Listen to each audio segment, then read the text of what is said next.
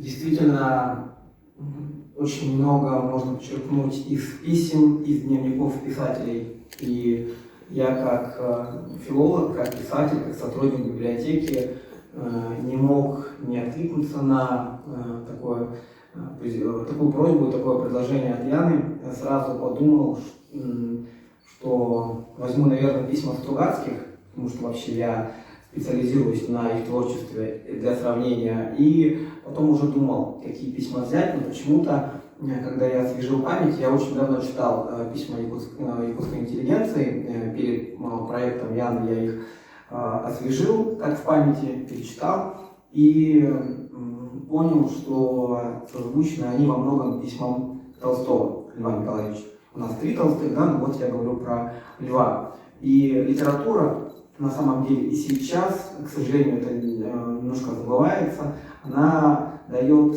ответы вне времени. Любой писатель, он, если остался в веках, остался в тексте, любой писатель, он смотрел немножечко вперед, да, и говорят, что Алексей Кулаковский, он как-то по-шамански немного смотрел вперед, да, я думаю, что это скорее у него были такие фантастические более вещи, как любой писатель, он думал не только о своем времени, и сейчас говорят, что многие вещи он предсказал, действительно. Если внимательно читать его письма, видно, что он многие экономические, политические, да даже вообще технологические явления предсказал. И так можно сказать о многих писателях. В этом интерес, да, когда мы сравниваем. Я увидел сразу, что надо брать писателей на сломе веков. Когда размышлял над с кем бы его сравнить, у меня была мысль, и я сразу интуитивно подумал, что здесь подходит писатель на сломе веков, потому что Кулаковский размышлял о царизме, о новом времени, о роли якутского народа в России, о глобальных процессах.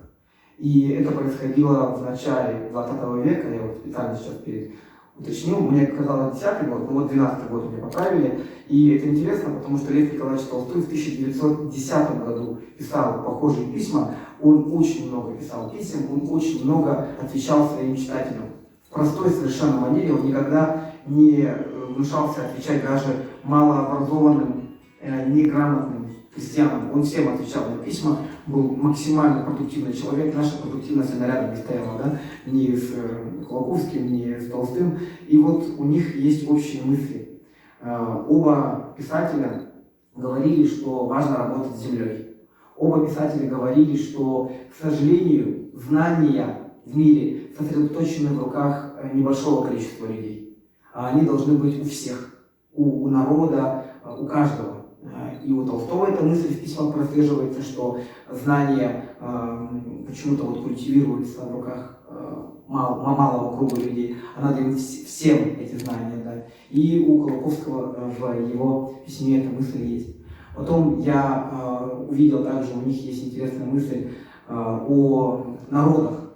Говорил Толстой в 1910 году, что народы Российской империи должны обязательно вместе быть, ни в коем случае не отсоединяться, они должны сотрудничать, они должны быть, существовать на взаимовыручке, и немножечко имперская вот эта вот политика, что какие-то народы далеко отселяют, какой-то народ делают доминирующим, это не совсем правильно, потому что сам Толстой был большой гуманист. И эта же мысль, она есть в письмах Кулаковского, применительно к якутскому и русскому народу, что ни в коем случае не нужно отделяться, ни в коем случае нельзя допустить, там был какой-то эдикт, я не историк, но был какой-то проект, да, о переселении якутов на крайний север, и его в итоге хорошо, что он не случился.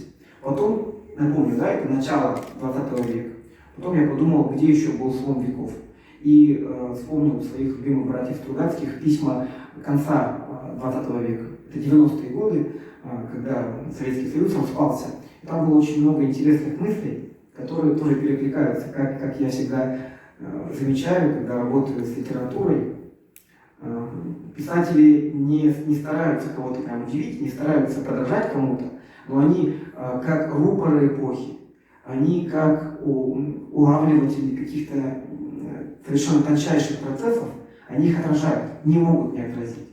То есть все, что происходит в обществе. И у Стругацких были, особенно, конечно, Борис Стругацкий об этом писал, потому что Аркадий Стругацкий не выдержал все-таки падения Советского Союза, у него и так здоровье было шаткое, да, и он ушел из жизни. А Борис Стругацкий долгое время еще размышлял, огромное количество писем писал, отвечал в онлайн, в офлайн интервью. И там есть тоже мысль, что важно работать, ни в коем случае не отлынивать, и эта идея есть и у Толстого. Толстой очень просто написал одно письмо. Там ему какой-то мещанин спросил совета по работе и сказал, что вот он не предрасположен работать с землей. На что ему Толстой в очень простой манере сказал: признайтесь честно, вы просто ленитесь, вы не хотите работать, надо работать с землей. Как это не предрасположено? Люди работали с землей, работали сотнями лет, а вы не хотите. Так и скажите, что вы лентяй. Толстой очень в этом плане жестко писал. И у Алексея Колоковского можно увидеть эту идею, что важно работать и с землей, и руками. Да, не нужно этого стесняться, не нужно этого как-то сторониться, работа нужна. И вот у Стругацких в конце 20 века, среди прочего, есть эта мысль. Во-первых, мысль о глобальных процессах и о экологии. Посмотрите, в письме о якутской интеллигенции Колоковский говорит, как важно беречь природу и как жестко может человек с ней обходиться, как он может много из нее утаскивать. Это есть в письме Колоковского. И у Стругацких в 90-е годы, уже, конечно, спустя почти 100 лет, да, они говорят, что уже произошли страшные процессы в советской и в мировой экологии. Им нужно заботиться об этом. Нужно заботиться о реках, о земле, нужно заботиться о народе, о том, чтобы у него был труд. И те писатели, они застали сложные времена. Так что еще раз повторюсь, что в литературе очень много ответов есть. И я рад, что с этим проектом поработал. Спасибо.